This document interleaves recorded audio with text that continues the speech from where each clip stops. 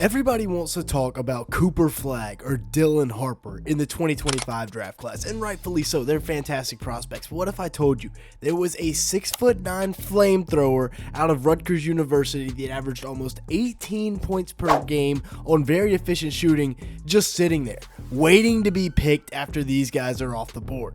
That guy's name is Ace Bailey, and in my opinion, he is the best shot maker in this class. Like I said, he's 6'9" with an almost 7'1" wingspan and can get to his spot, elevate, and celebrate over the best defenders. He averaged 17.6 points per game, 7.3 rebounds, 1.3 assists, a steal, and 1.3 blocks per game in his freshman season at Rutgers, while shooting 46% from the field and 35% from 3 on 4.5 attempts. Now, that might not be the best efficiency in the world, you might be thinking. However, just wait until you see some of the shots that he takes. He was the number 2 overall recruit in this class for a reason. Was number 1 overall before the reclassification of Cooper Flagg. And one of the reasons that I am so excited about him, just take a look at what he did in the month of January.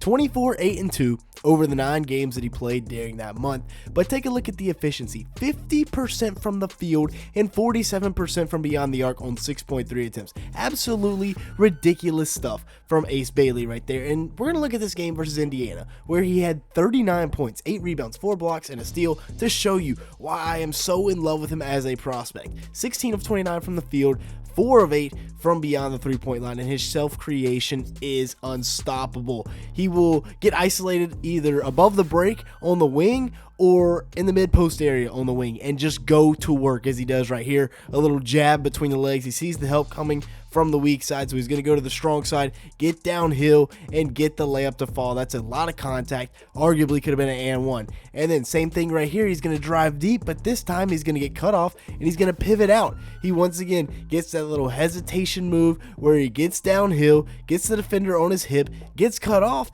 but shows the maturity and the skillfulness to pivot out and hit a fadeaway jumper over 2 people. Are you kidding me? That is ridiculous right there. And then spinning, pivoting, whatever. If it was Kevin Harlan, he'd go corkscrewing through the lane and get off of 1 foot and somehow get this to go. Arguably a travel, but that is a ridiculous shot right there. And then once again, between the legs, crossover, drive right, elevate, and celebrate. Once again, getting to his spots. You can't stop him when he gets to his spots. If he's even, he's leaving. He gets to the elbow, rises up, and knocks it down. That's such a tough shot for a 19-year-old fresh out of high school. And then your world, man. On the wing, he's going to catch it, face up, little jab step, little Paulo Banchero, double jab, rip through here on Trey Galloway, gets downhill, avoids the defender, hits the tough floater over the 7-footer that slides in. And by the way, that's an and one. And then getting into his bag right here, getting into his bag of tricks, crossover, drives right towards the other defender, crosses it again, and then gets to his spot, a little deceleration move, keeps the ball high, and finishes with ease. Now, somehow, Rutgers is still down by 14 points at this point, even though he's got dang near 30. Now he's got the mismatch with Umar Ballo on him, the 7-footer, a little jab, cross. We're going the other way off the misdirection. Tough floater in the lane. That is fantastic touch right there from Mr. Bailey. This is the other spot they like to isolate him at, and that is on the wing. I don't know who Indiana keeps throwing at him, but it doesn't look like the greatest set of defenders in the world. However, he's just going to jab, get to his spot, rise up, and knock it down. And then he's got the counter move later on where he's going to once again face up, jab step, and then this time instead of a shot fake, he's just going to go right up with it. Shades of Michael Jordan. Got him right where you want him right here.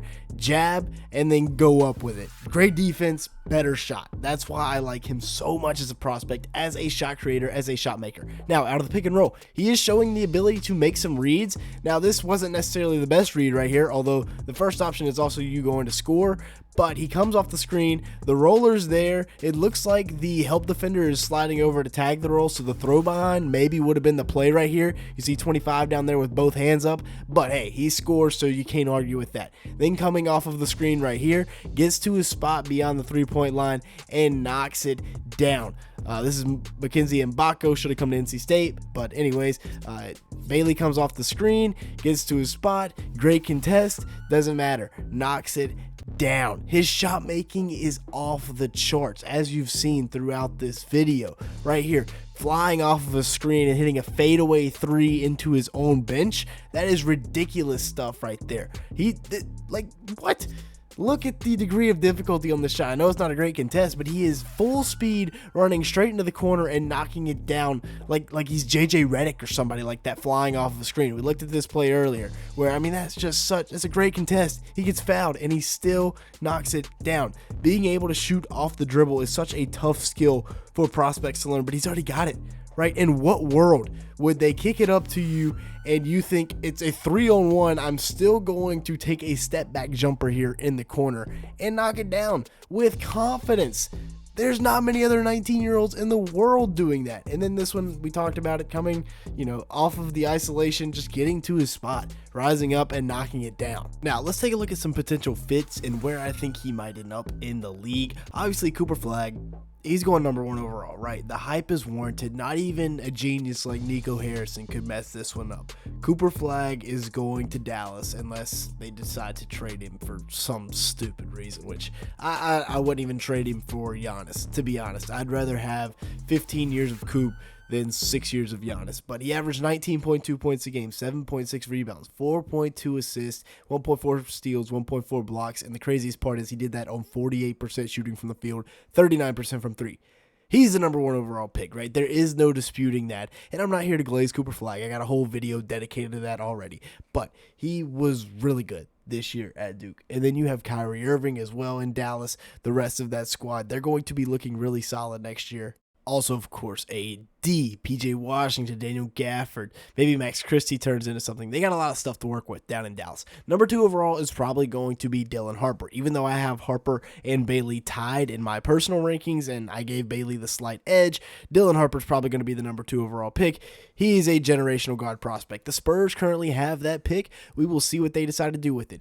If they use it, they will probably take Dylan Harper, although that creates a crowded point guard room, but there's also a lot of whispers about them trading for maybe a Giannis type player and sending that number 2 overall pick to Milwaukee, in which case I think Ace Bailey has a decent chance at being there, but I think once again Dylan Harper will probably be the number 2 overall pick, which brings us to Philadelphia, who has the number 3 overall pick, and this is a team that could definitely use a guy like Ace Bailey, and honestly I think this is the most likely scenario to where he gets taken, falling in with Joel Embiid and company, right? He'd be a nice fit, not far from Rutgers, where, of course, Ace Bailey played his freshman season in college, and this is how the lineup would look. You'd have Maxey and McCain in the backcourt, Paul George at the 3, if he can remember how to shoot a basketball. I'll use his Clippers picture because he didn't deserve a picture of himself in his normal uniform after this season he just had. And then another spot I could low-key see Ace Bailey going, and maybe this is me being a bit of a delusional Hornets fan,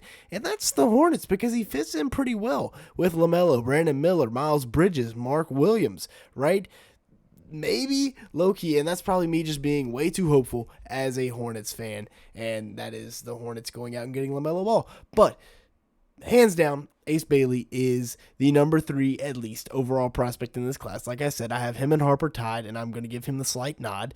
But, it's up to you what you want to do with that. With that being said, though, that's going to be it for today's video. Thanks so much for watching. Make sure to hit the like button. Leave me a comment down below and hit that subscribe button if you did enjoy at any point. And with all that being said, thanks so much for watching today's video.